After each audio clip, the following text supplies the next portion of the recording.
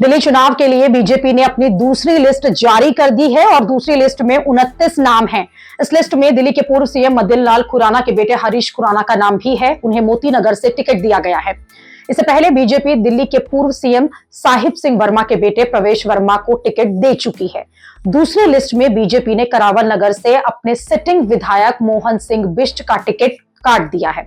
उनकी जगह कपिल मिश्रा को टिकट दिया गया है, जबकि इसी सीट से बिष्ट 5 बार जीत चुके हैं। लेकिन कपिल मिश्रा इसी सीट से साल 2015 में आम आदमी पार्टी के विधायक बने थे।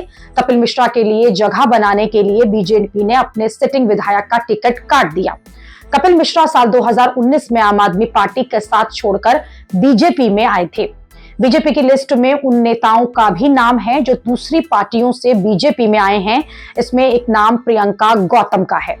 पूर्व पार्षद प्रियंका गौतम आम आदमी पार्टी में थी। इसके अलावा कांग्रेस के पूर्व विधायक नीरज बसोया को कस्तूरबा नगर से टिकट दिया गया है। बीजेपी की दूसरी लिस्ट में 5 महिला उम्मीदवार भी हैं।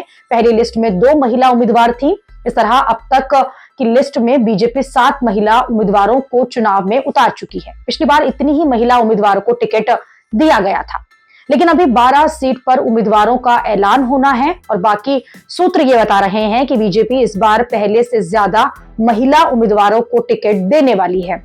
इसकी एक वजह यह भी हो सकती है कि इस बार दिल्ली का चुनाव महिला वोटर्स को ध्यान में रखकर लड़ा जा रहा है। हालांकि बीजेपी ने अभी 12 सीटों पर उम्मीदवार तय नहीं किए हैं। इसी को लेकर आम आदमी पार्टी ने यह कह दिया कि बीजेपी को चुनाव लड़ने के लिए उम्मीदवार नहीं मिल रहे। मुझे लगता है कि भारतीय जनता पार्टी की लिस्ट के बारे में 2 चीजें सामने आ रही हैं। सबसे पहले, भारतीय जनता पार्टी के पास चुनाव लड़वाने के लिए कैंडिडेट ही नहीं है, वरना उनको इतना समय क्यों लग रहा है अपनी लिस्ट डिक्लेयर करने में। पहले 29 कैंडिडेट्स की लिस्ट डिक्लेयर हुई, उसके बाद खबरों में बताया गया कि अब बाकी 41 की भी लिस्ट हो जाएगी, लेकिन वहां पे 41 कैंडिडेट भी उनको नहीं मिल पाए। मात्र 29 कैंडिडेट की लिस्ट उन्होंने डिक्लेयर करी। अभी भी उनके 12 कैंडिडेट रहते हैं और ऐसा सुनने में आया है कि भारतीय जनता पार्टी के कोई भी बड़े नेता चुनाव लड़ने के लिए तैयार नहीं है, क्योंकि सब अपनी हाईकमांड को कह रहे हैं कि हम बार बार चुनाव लड़के चुनाव हारना नहीं चाहते हैं।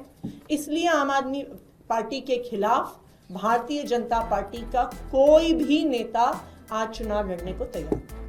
आम आदमी पार्टी और कांग्रेस अपने अपने उम्मीदवार उतार चुकी है, लेकिन बीजेपी बहुत संभल कर यह कदम उठा रही है।